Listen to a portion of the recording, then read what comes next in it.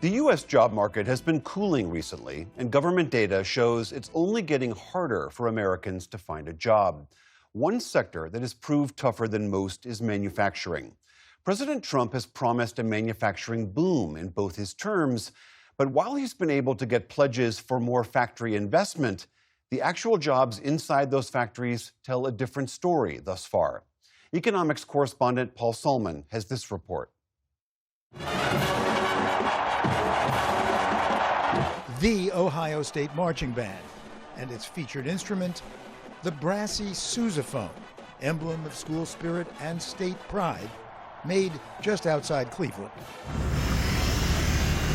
We handcraft everything. We've perfected the process for it, and it's been working for 58 years in our facility, and that's what I think you get when you get that American craftsmanship. Rob Hines, an American craftsman sousaphone buffer at the Selmer plant, where he's worked for 9 years. It's not an easy job. It's a grueling job, but we do it because we love what we do. And what they lovingly produce, which is why he and co-workers were stunned when the company suddenly said it will shutter the factory in June and relocate to China, shunting 150 people to the street.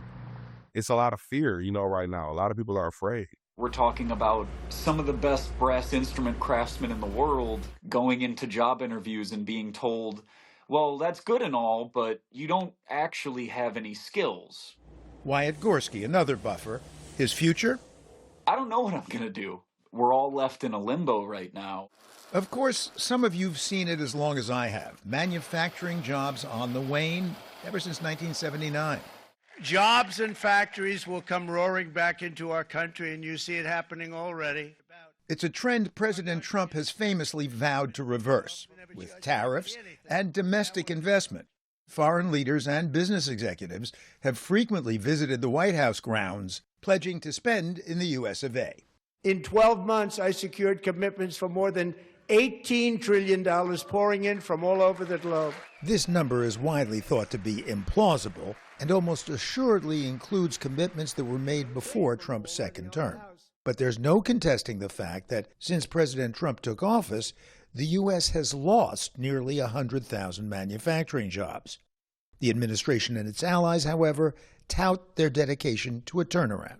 We need to protect American jobs and protect American manufacturing. We can't have American producers close at American factories and offshoring. And yet it's this same famed investor, John Paulson, who owns the brass instrument factory. Paulson hosted a $50 million fundraiser for President Trump during the 2024 campaign. A lot of our members support Trump and believe in that administration. Or did, claims Selmer Union President Rob Hines. And how are people feeling about it now? Some people feel slighted, and some people are even questioning if Trump actually knows about the news his allies make it in the dark. Some people still believe in the administration. Some people feel let down. In recent years, the company had already been moving parts to China, cheaper production, to buff the bottom line. But at a hidden cost, says Hines. We've seen over the last year the quality deteriorate just from trying to integrate those foreign parts. Wait, the myopic maximizing of shareholder value we've heard so much about? Or do the workers here just see what they want to see? I don't think it will be just because it's in our interest. As somebody who works with these parts day in and day out, 6 days a week, we see the quality. The employees have complained about the quality, and it's fallen on deaf ears. Meanwhile, the job attrition in Wyatt Gorski's part of the plant? At times, it's been over 100, and now we're down to this group of 16 of us who are sending out the last American-made French horns and sousaphones and tubas.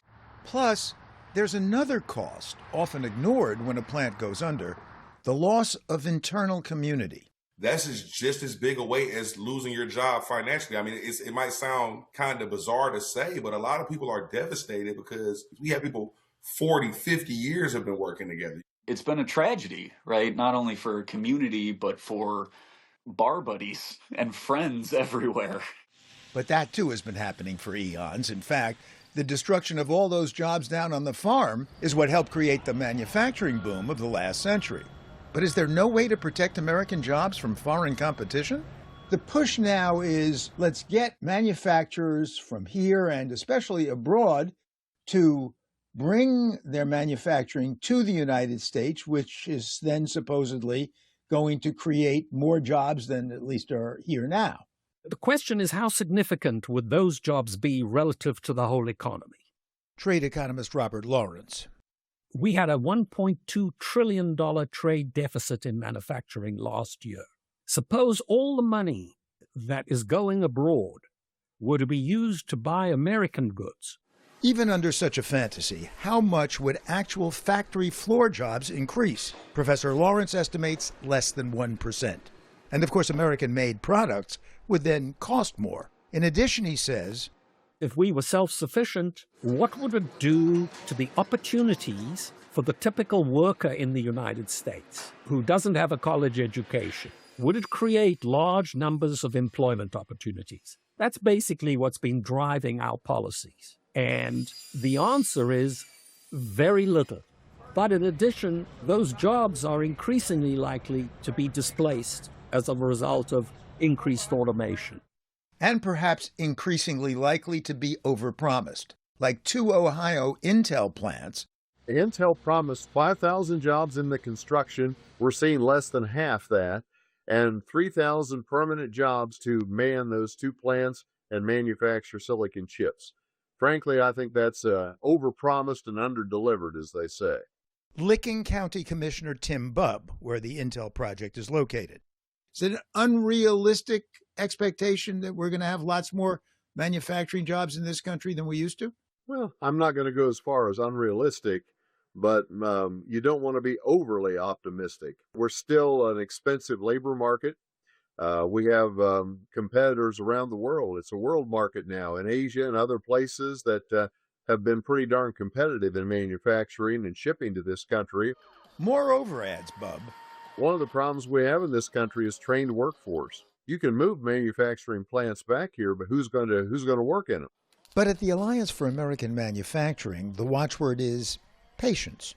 Just as it took a couple of decades for us to deindustrialize, I don't think that we're going to see immediate results in manufacturing.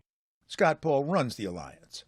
I'm optimistic that over time we will see manufacturing job growth come out of both the massive amount of construction that's going on right now, the trade deficit coming down a little bit, and a reshoring trend that was already underway before Trump became president. So he says manufacturing jobs won't be stuck forever at today's lower level, and new corporate investment promised by Trump will be part of the renaissance. The U.S., he says, added 1 million manufacturing jobs between 2010 and 2019, when many thought that simply wouldn't happen. It's not impossible to regrow the sector if we have the right policies. There might be a ceiling on the manufacturing job growth that we can see because of automation and productivity, but that doesn't mean that we can't grow the sector again over time. Patience is a luxury for the likes of Wyatt Gorski, though. I'm not even thinking day to day. I'm thinking second to second. All I'm thinking is, can I get enough sousaphones out? Can I get enough tubas out that they won't close this plant at a whim because they see productivity dip? All I can think about are the people around me and my duty to them and to our legacy to keep the place open just a little longer so we can get a few paychecks. As of last week, the plant was still open, the paychecks still being issued. But the deadline seems to be the end of June. For the PBS News Hour, Paul Solman.